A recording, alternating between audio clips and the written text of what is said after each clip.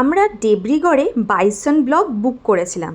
আমাদের ফার্স্ট ফ্লোরে 4 নম্বর রুমটা দেওয়া হয়েছিল। রুমটা বেশ বড় ছিল, সাথে বিশাল বড় ব্যালকনি। ব্যালকনির দিকটা কাচের স্লাইডিং ডোর ছিল। এখানে প্লাস্টিক ইউজ হয় না, তাই কাচের বটল দিয়েছিল আমাদের। এটা ডাবল বেডের রুম ছিল। বেডের দুই পাশে দুটো সাইড টেবিল ছিল। রুমে একটা র্যাক ছিল, আর একটা ছিল বড় আলমারি। দাঁড়াও তোমাদের দেখাই। প্রচুর স্পেস ছিল এই আলমারিটায়, দেখো কত বড়।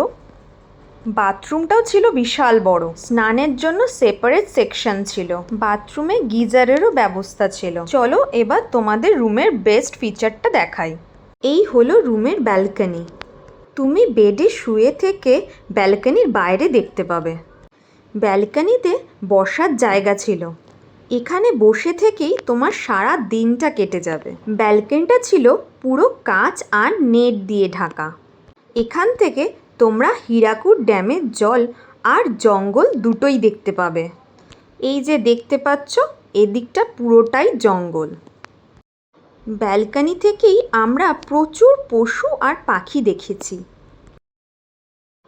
ওই যে দেখতে পাচ্ছ ব্লু কালারের, ওটা হচ্ছে হীরাকুদ ড্যামের জল।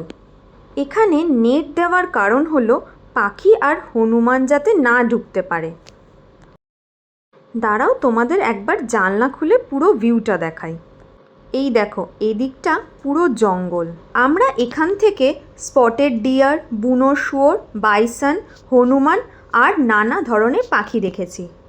দাঁড়াও তোমাদের দেখাই।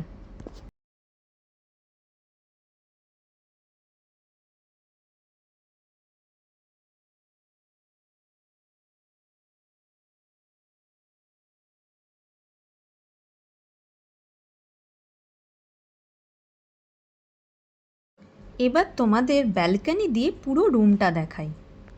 দেখেছো কত বড় রুমটা?